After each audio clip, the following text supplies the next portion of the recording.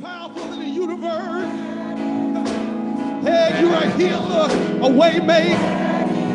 That's who you are, Lord. That is who you are. My Lord. That's who you are. Yeah, that's who you are. I told you it always sounds like that's a little Caribbean influence on that song. You know, the way when you do it, almost like we're in Jamaica or somewhere. The shots love it. Yeah, absolutely. Absolutely. He never stops. He never stops. Yeah, love it. Come on. Come on. My Lord, what a notion. Even when I don't see him, he's working. My Lord, bless your name. Bless your name.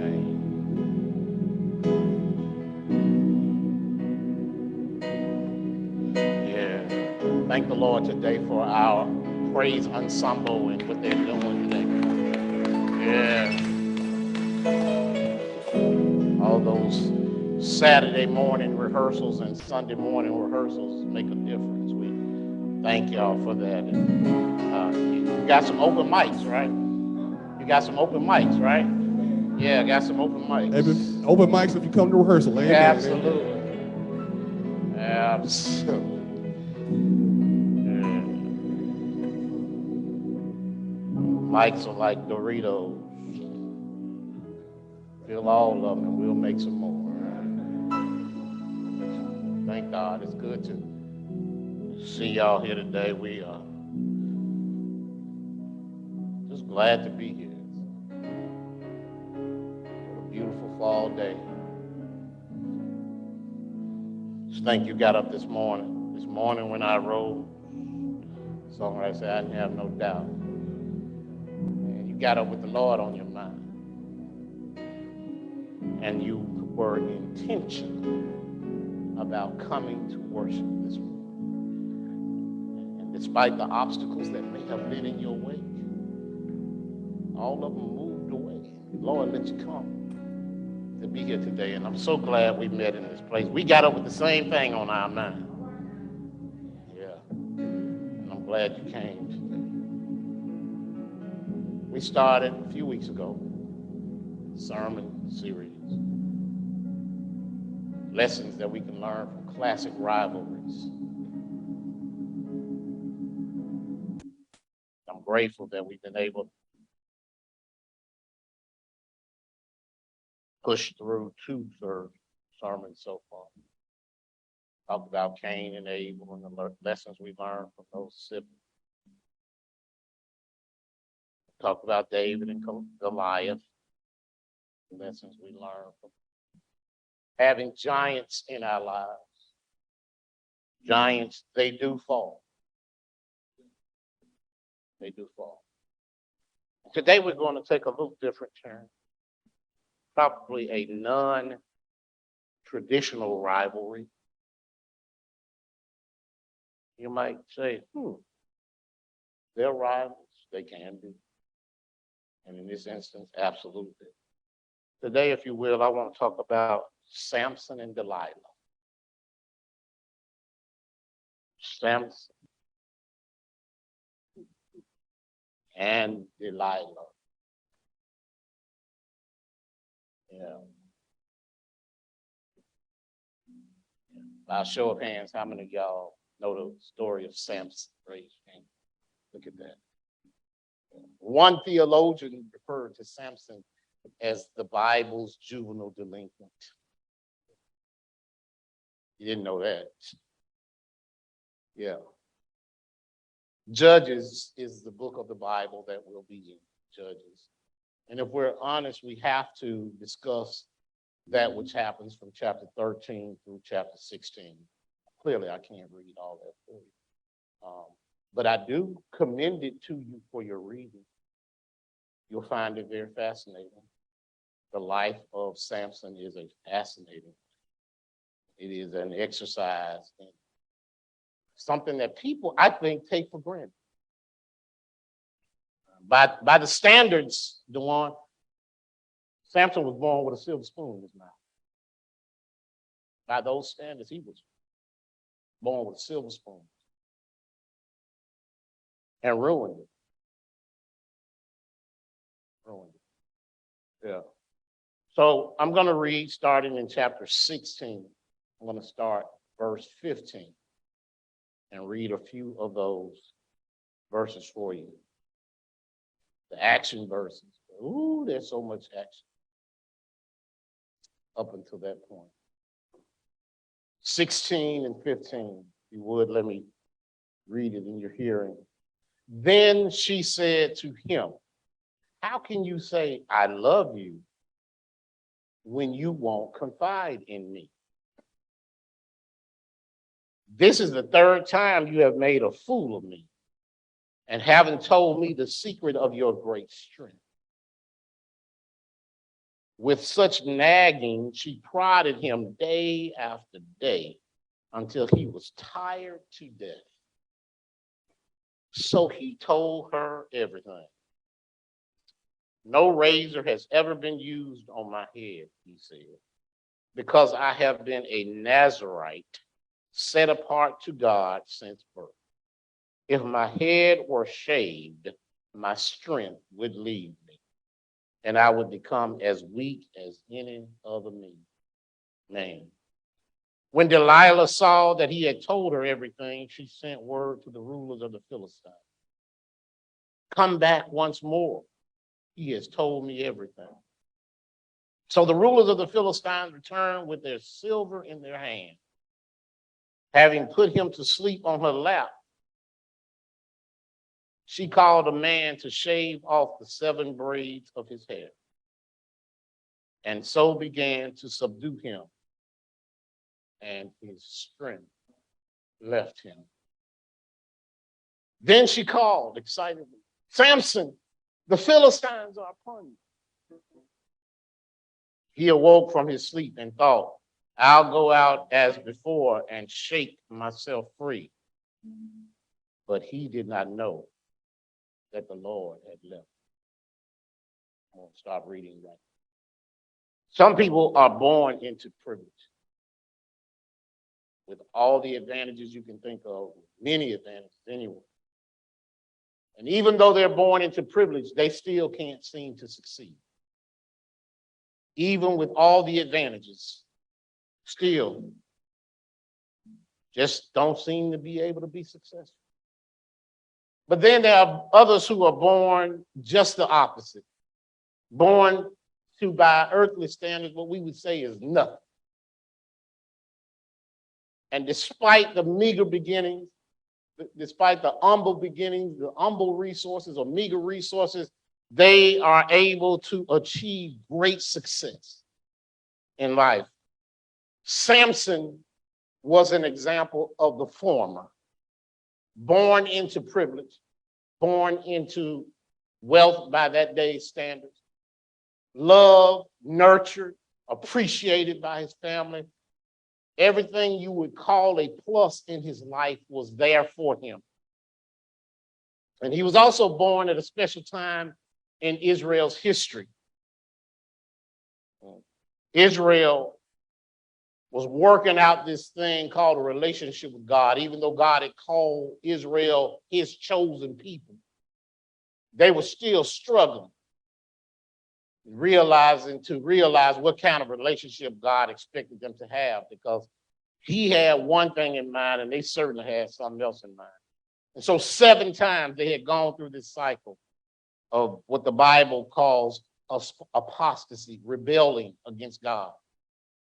God would, as he did from the beginning, identify them as the apple of his eye.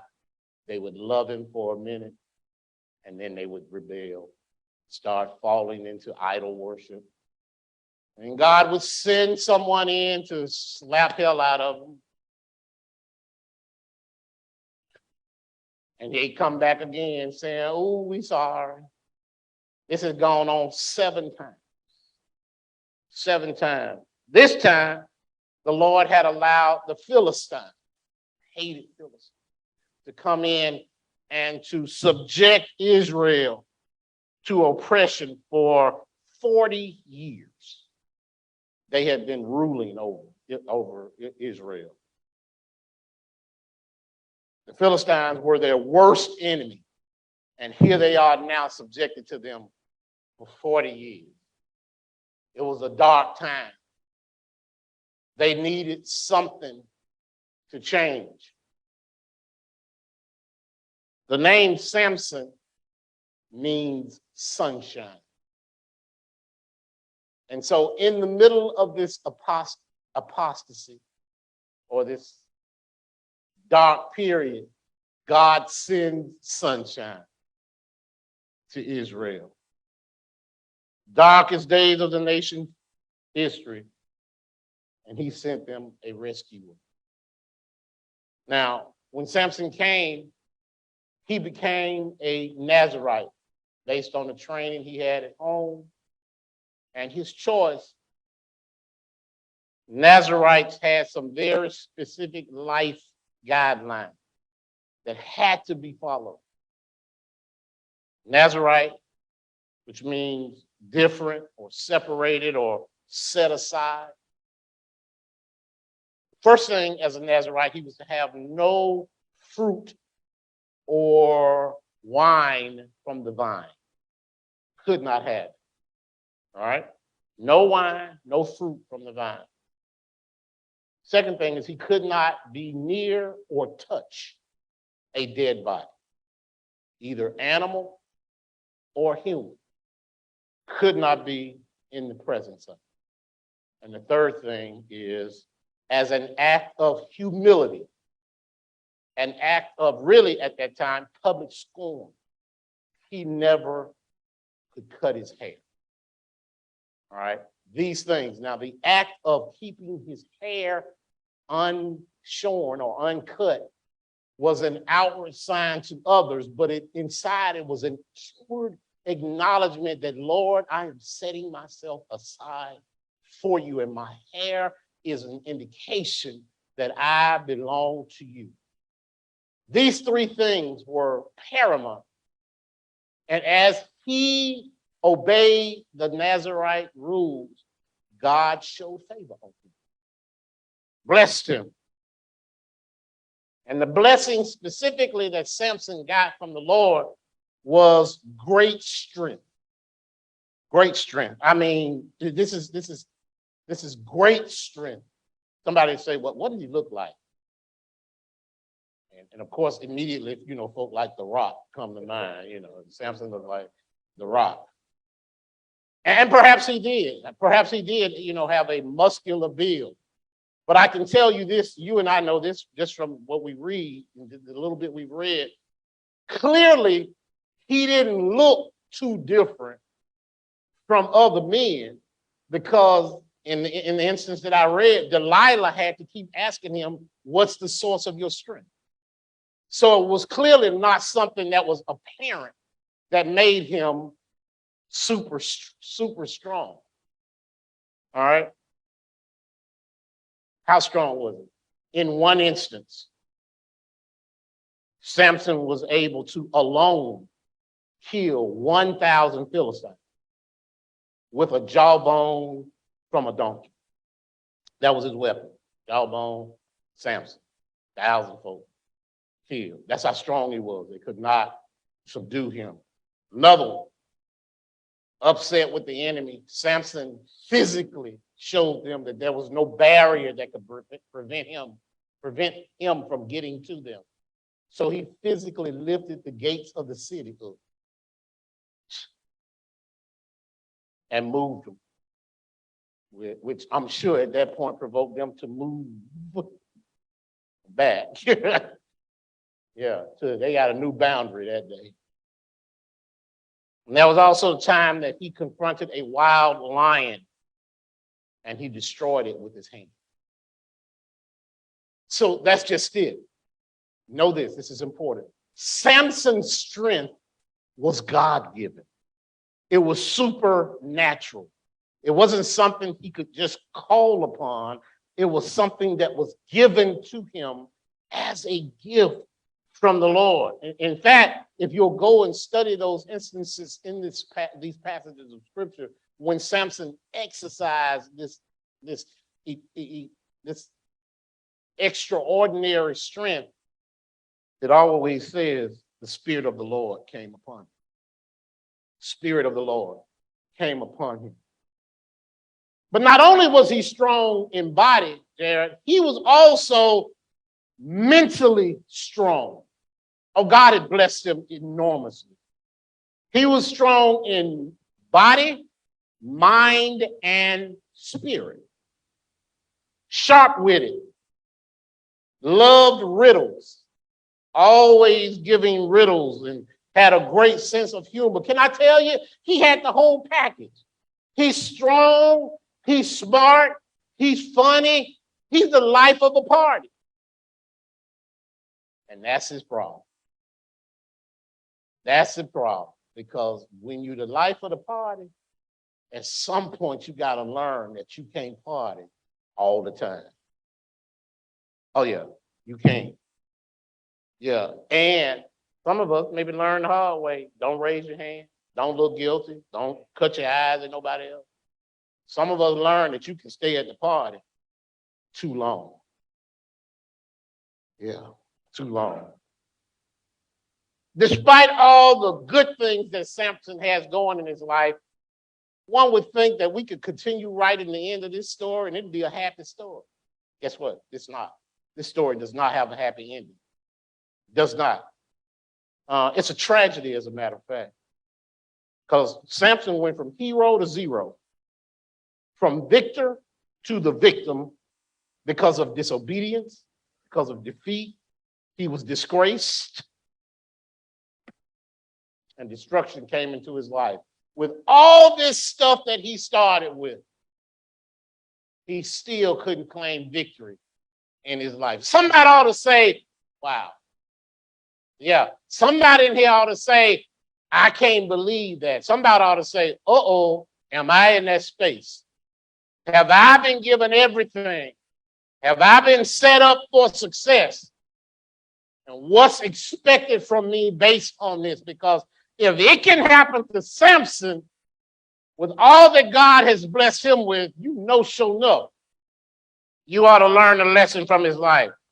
So let me give you this first thing about Samson that you ought to take note of. And while I'm using a specific gender reference, male to female, I want you to know this is an equal opportunity sermon. It can absolutely go the other way. Instead of it being Samson, this could be Samsonetta. All right? Or Samsonita or whatever, not Samsonite. That would be luggage, wouldn't it? Yeah, but you know, it could be the other way around. Because plenty of women are set up for success these days from the house. And the choices that are made put them in a bad position. All right? But the first thing you should know is, while Samson was bold before men, he was weak with women. Weak with women. Come on, man. You walk into the party, you all demoed up, muscular with your little shirt on down the middle. You know you smart. All the girls want to be around you and you scared of them. You're afraid. You have zero game. Zero game. The dude sitting over there in the corner with the computer got more pull than you do. You have zero confidence when it comes to dealing with women. And it put him in the world of hurt, tore his life up. Tore his life up. Because his rival,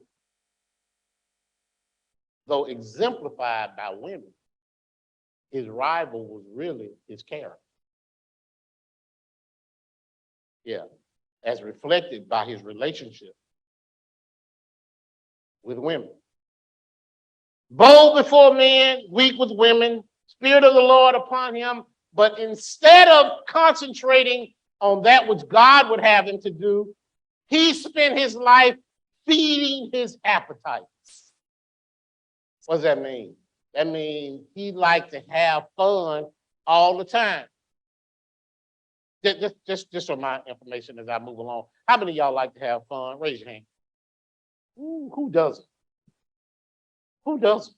Who doesn't? Yeah, you put your hand down now. Yeah. How many of y'all like to have fun all the time? Yeah, yeah, yeah, yeah. Yeah, yeah, yeah. See, this is the problem with having fun all the time. If you have fun all the time, it ain't fun no more. That's the thing. Let me give it to you like this. Young folk, how many of y'all like going to Six Flags over Georgia? Raise your hand. Nobody? One person? Okay, whatever. Two people. Pam. Yeah, oh, and other folks. Yeah, young folk and Pam. Yeah, people love going to the amusement park. At least until we got to a point where we were scared. But anyway, but what would be the difference if you lived at Six Flags over Georgia? If you lived there, if riding the ride, you could do it all day, every day, it wouldn't matter. You don't even need no ticket, just go get on it. Stay there all day. Every day you can ride over and over again. Suddenly you ain't scared no more. In fact, you can tell, here come the drop. I mean, you know how it feels.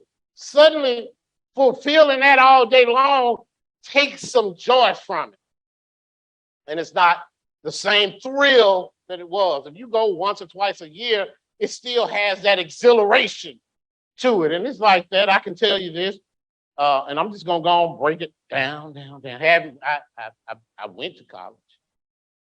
I went to college, and I knew what it was to have, uh, parties on Thursday, Friday, Saturday, Saturday. I ain't gonna tell you we didn't sometimes have a party on a Sunday. Yeah, but y'all know what I'm talking about. Yeah, don't be looking at me like with studious eyes, like some of y'all didn't have no Sunday parties. Yeah. But every now and then you got to go to class. You got to go study. You got to sit in your room and buckle down, because you can do that the whole first semester you're in college. And guess what? They bring you in, hopping and having a good time. It starts on the party scene. And you realize that if you want to, you can go from party to party every week, because somebody having a party every week. Somewhere on campus and off campus. You learn that there's an on-campus scene, and then there's a community scene, depending on where you are. And there's always some little club or bar, dive open somewhere. Problem is, if you do that all semester, the first semester, you probably won't get no second semester. You learn that, yeah. If you do it all, I mean, you can get down the whole first semester. You the life of the party. The whole first semester and the second semester, you back at Walmart. Second grocery. When you going back to school? Oh, I'm trying to get my finances together. Because you didn't take care of your business, you learn that you got to separate party from progress. Samson didn't do that. Yeah. Samson was called upon. He was sent to Israel to declare war upon its enemies. That was his purpose. That's why God sent him to Israel. He was the sunshine to bring darkness to the whole country's, to bring light to the whole country's darkness. That was his purpose. But instead of fighting the enemies, he started fraternizing with the enemy. He started hanging out with the enemy. He would fight the Lord's battles by day and party with the enemies at night. It literally is what he was doing. Sunshine was his name, but he ended his life literally in darkness. Literally in darkness. He ended his life. He went to incredible heights in the service of the Lord, but he also went to incredible depth because of his lack of judgment and lack of character. If you had told him at the beginning, and this is where I want this to be, if you had told him in the beginning that his life would end the way it ended, he probably would have hurt you. to say that you were lying.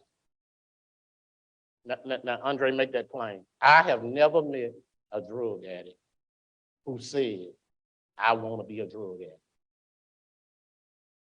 I've never met one who said, yeah, my goal in life was to be walking around Birmingham, geeking, homeless on the street with nobody to go to. That was my goal in life. I'm successful. I'm successful. I can sleep under any bridge I want to.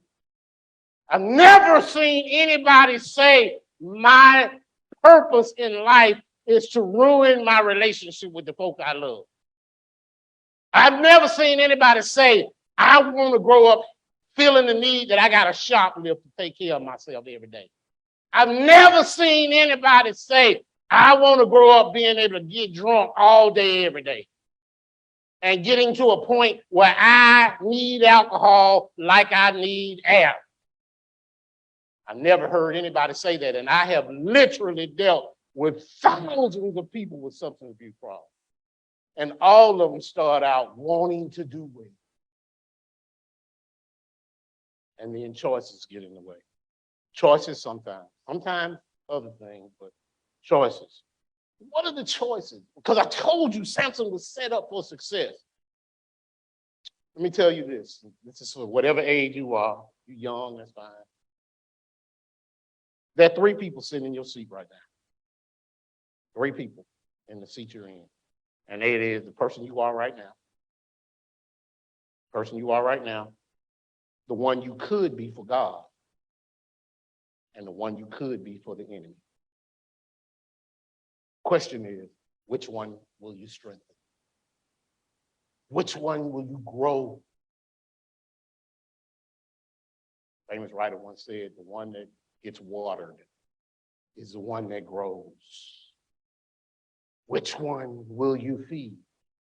So Samson paid a really high price for his low living, y'all. Let me tell you what he did. First of all, how he did it. First of all, he did it by dishonoring his parents. He dishonored his parents. Started out. First step in just about everybody's downward journey is to step away. If you've been fortunate enough to have godly parents, believe me, the older you get, the more gracious you are for that. Thank God that I had somebody who showed me right from wrong, taught me how to treat people, taught me how to deal with it, and who gave me the foundation of a relationship with somebody bigger than me. All right? Someone, in our instance, we came from a Christian background. Now, I'm sitting here telling you right now, I'm thankful to God that we had praying leadership in our family. Not only did they show us and tell us what it was, they encouraged us to have that kind of relationship. It wasn't none of this, I'm going to let you get old enough and choose. No, this was, I'm going to show you how you should go. I'm going to give you an example. And the biggest example that I can give you is how I live my life. Now, that's not to say they were perfect, because nobody's perfect. But even in their failures every day, they got up trying to be better. Got up trying to show us a different way. Every kind of, and so that means even in their failures, we could see the contrition, we could see the sadness in their lives, and we could see them trying to make things right in the eyes, not just us, of the Lord.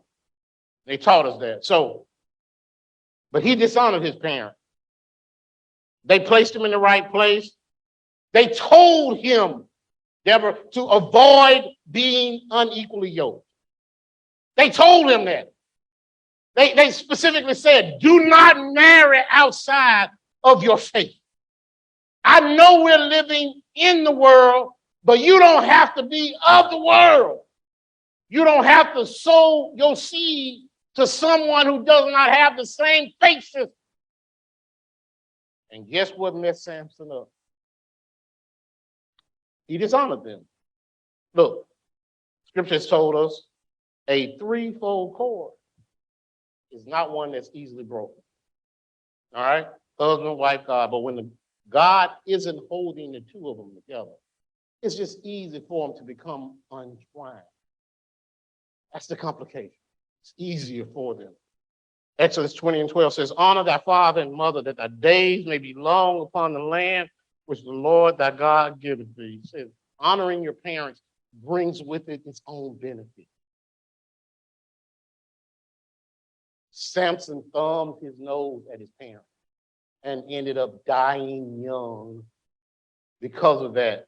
Not only did he dishonor his parents, he deserted his promise. Deserted his promise. Look, he took the Nazirite vow. Samson did. He took the Nazirite vow. But in chapter 14, I told you we were going to work through this. Chapter 14, specifically verse 5, the Bible says he went down to a region. Went down. All right?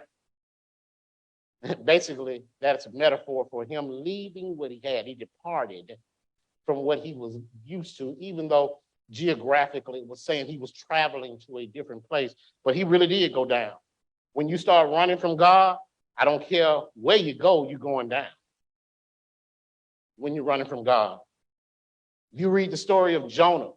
God told him to go to Nineveh. He went the other way. He went down. And literally, you see, Jonah ended up going down, down, down, as far as anyone could ever go. And he stayed on the downward trajectory until he started going back the way God wanted him to go. What does it say? What does it say in chapter 14? It says, he went down to the vineyards. Now, didn't I tell you one of the things that the Nazarites were not supposed to do was be around the fruit of the vine? And he went to a vineyard, place he wasn't supposed to be. And you say, well, that's just a small thing. That's just, nobody's paying attention to that. It's a small thing. But it's when you start flirting with sin that you get on the slippery slope. Yeah, when you start doing the little thing, just a little bit. You always got that uncle that always want to give you some of his Budweiser. Oh, there's always one in every family because he got to be cool. Yeah, he got to be cool. What you got, Uncle Donnell? What you know about this? You don't know nothing about this? Come here, I'm going to let you drink some of it. Don't you tell your mama. Always one somewhere. Now, don't act like you don't know them. And if you don't know who they are, check yourself. Maybe you Uncle Sippy.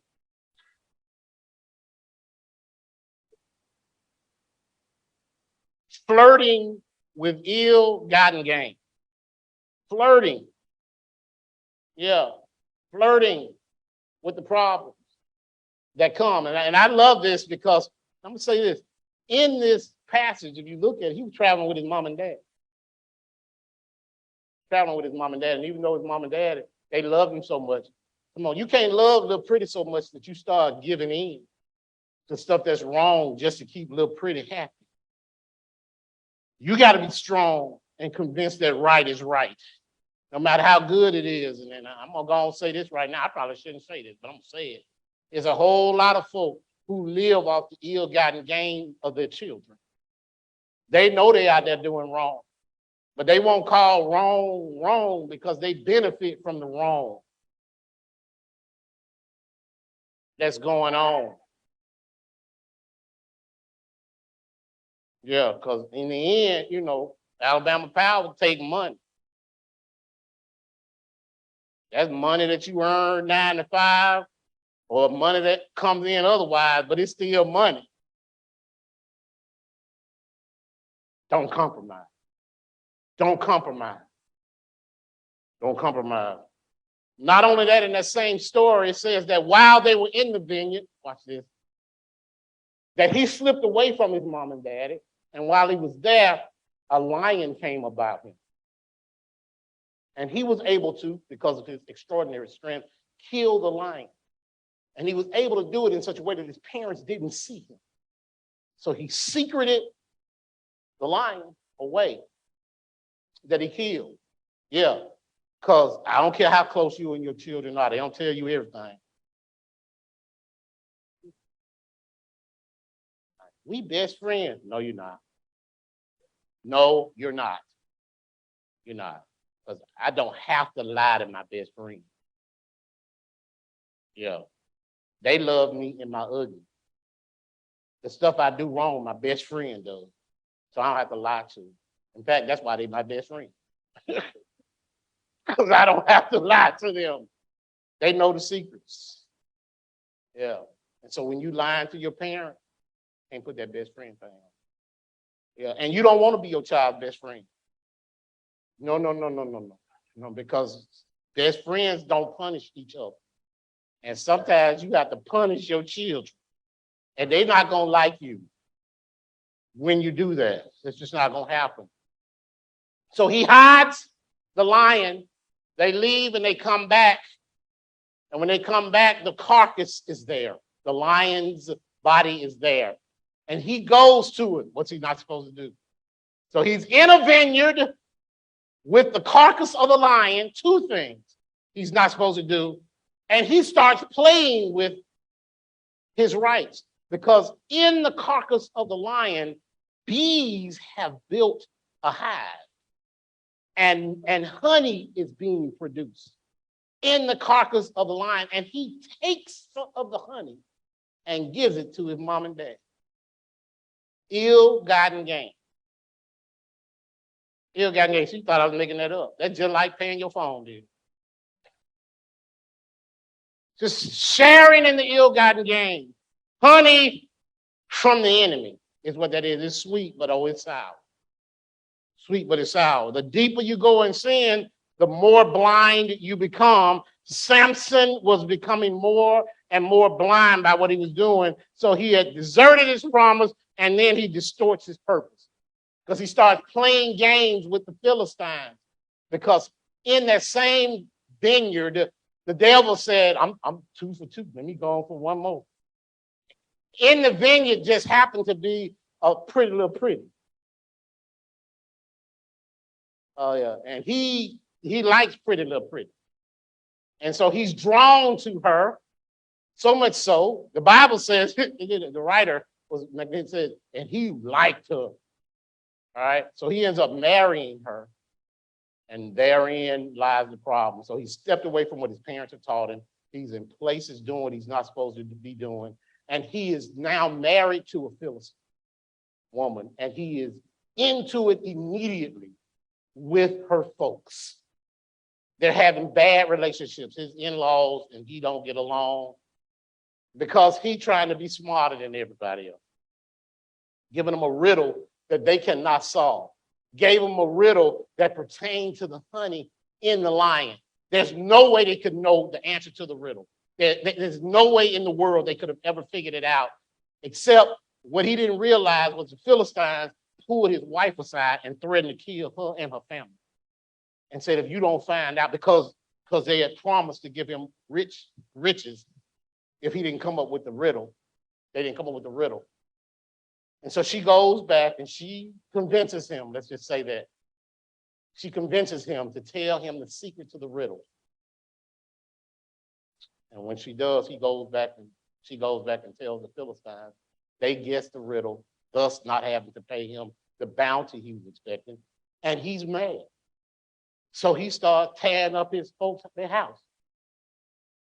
Let's just say he's at war with his in-laws now. But look, can you see what's happening? He's playing games with his in-laws. He's playing games with his wife. He's doing nothing for the Lord. And he was sent to Israel to fight the Lord's battles.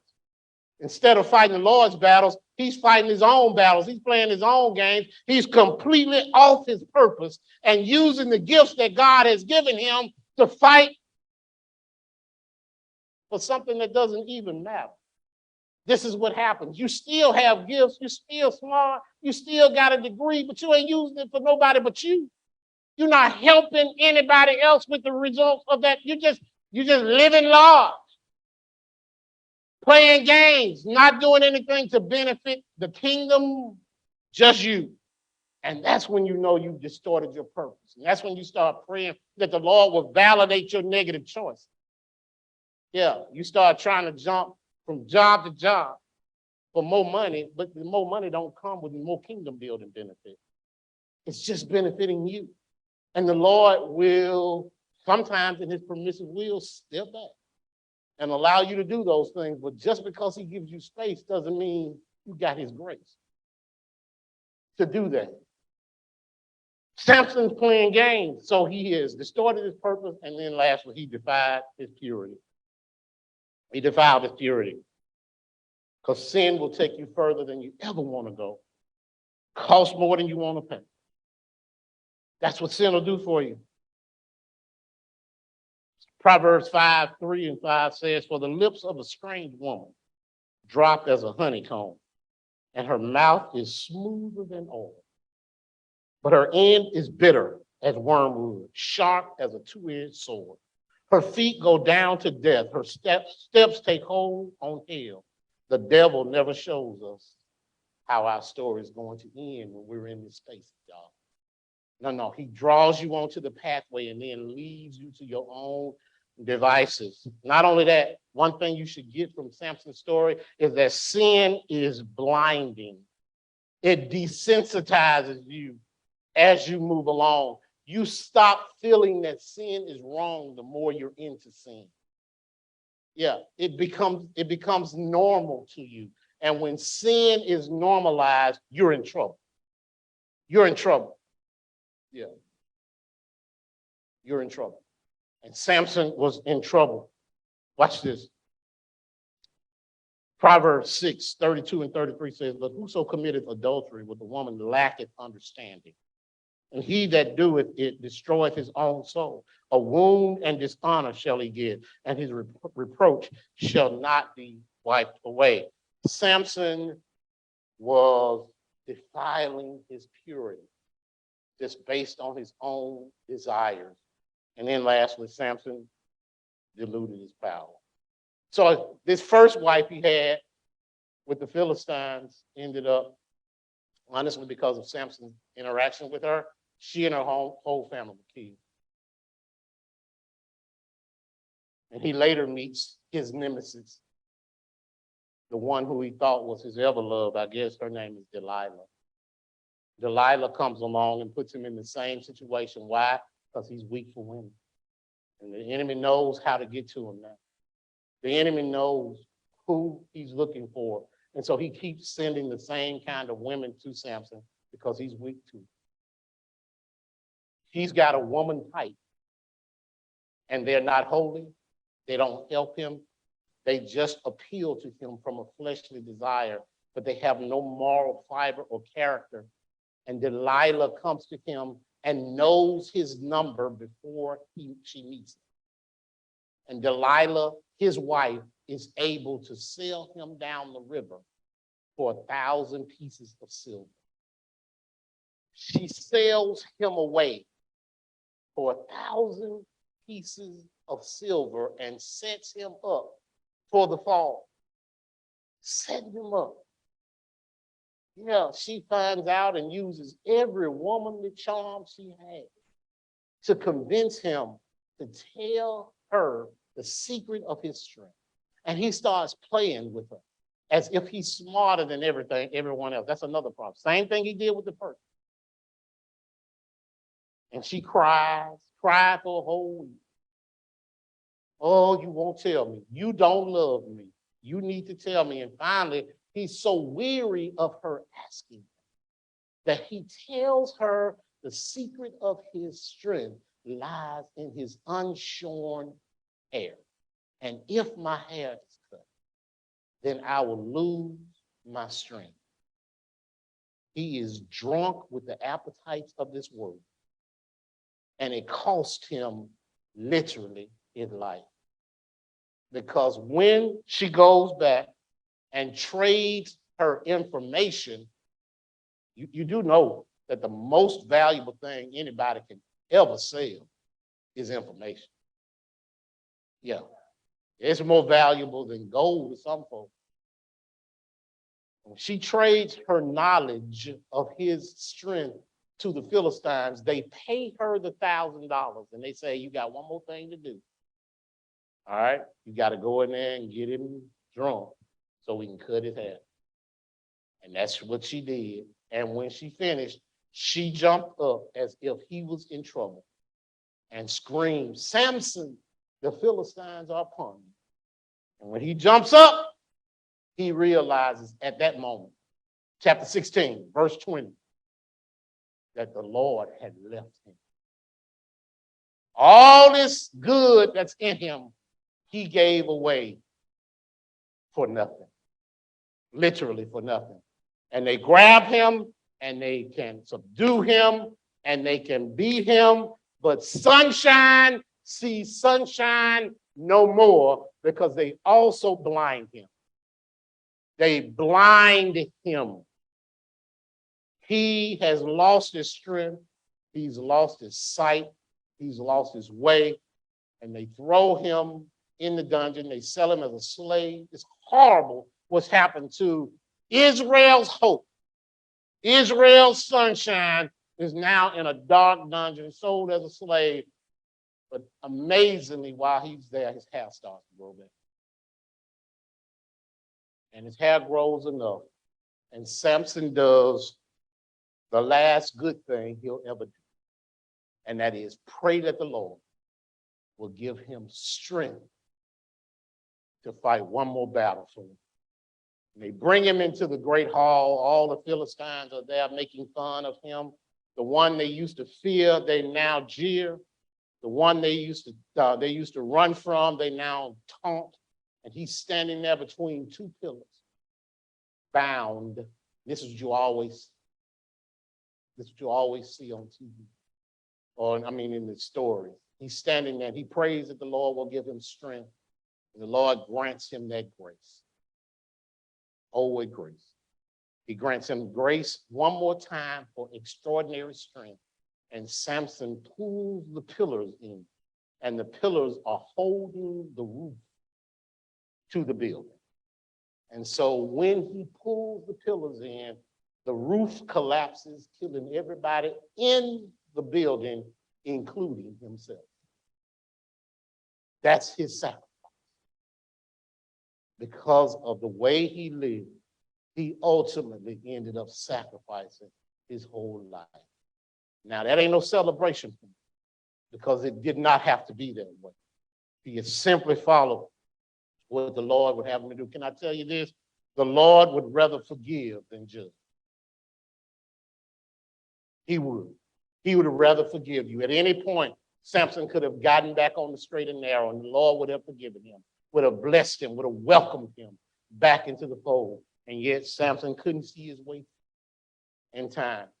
So he put himself in a different position. Can I tell you, don't presume that your youth, your talent, your strength, or your faith will always be under your command.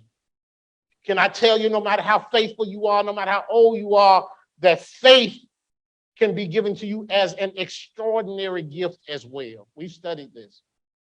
All right? And life will put you in a situation where not only do you question everything about you, you question your faith too. And you have to ask the Lord, Lord, give me faith enough in this situation to believe you under these circumstances, because life is tearing me up right now. And even though I've walked with you all these years, I just don't know where I stand with you right now. And so don't be arrogant enough to think that your faith is going to see you all the way to the end without the Lord's help. You need the Lord in everything you do. All of these things can be stripped away from you, just like they were stripped away from Samson. Don't let your commitments to your family, to yourself, to God end up like Samson's hair cut away because of the people you put around you. Don't let them come and destroy your life like that. God desires to lead us from tragedies like this. The question is, are you listening?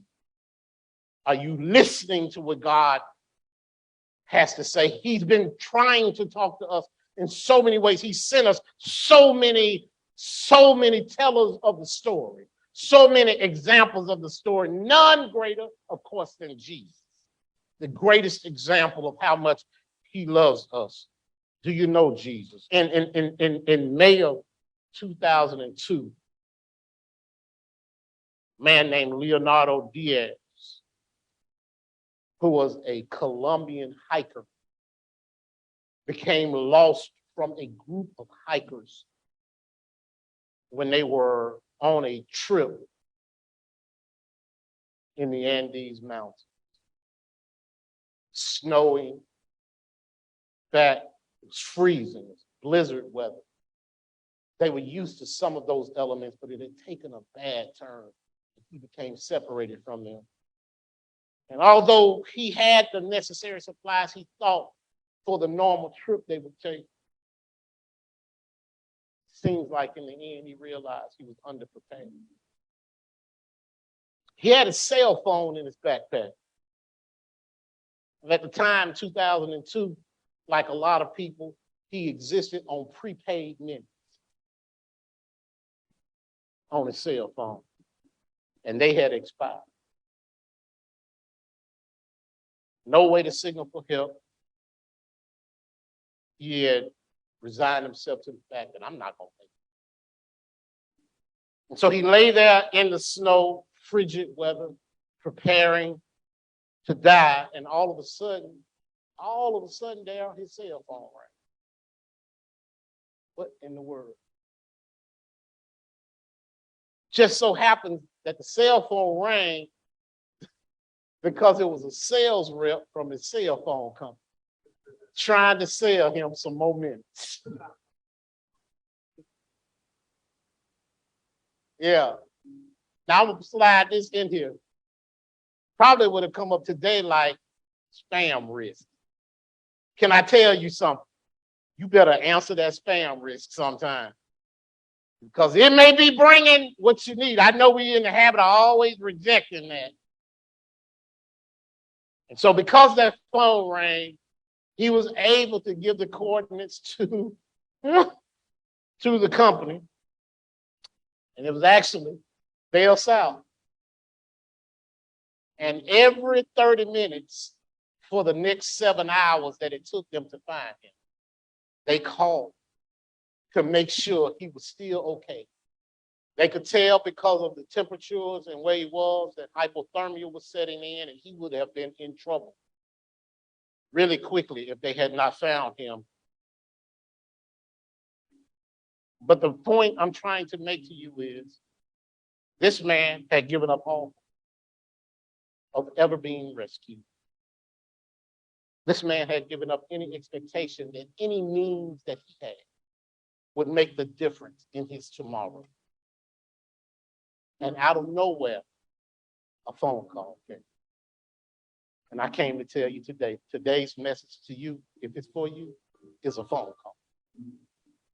Letting you know. Will you answer? Don't reject the call. And don't wait till you run out of minutes before you answer. God, he's waiting. He's calling. He wants you to answer the call. And all he wants me to let you know is, I love you. I'm waiting. Be mine. Do the things I ask you to do. So right now, I'm empowered to extend an invitation to those of you who never answered the call from the Lord. I'm empowered to extend an invitation to you. Accept the gift of salvation and eternal life that he has given. Accept the gift.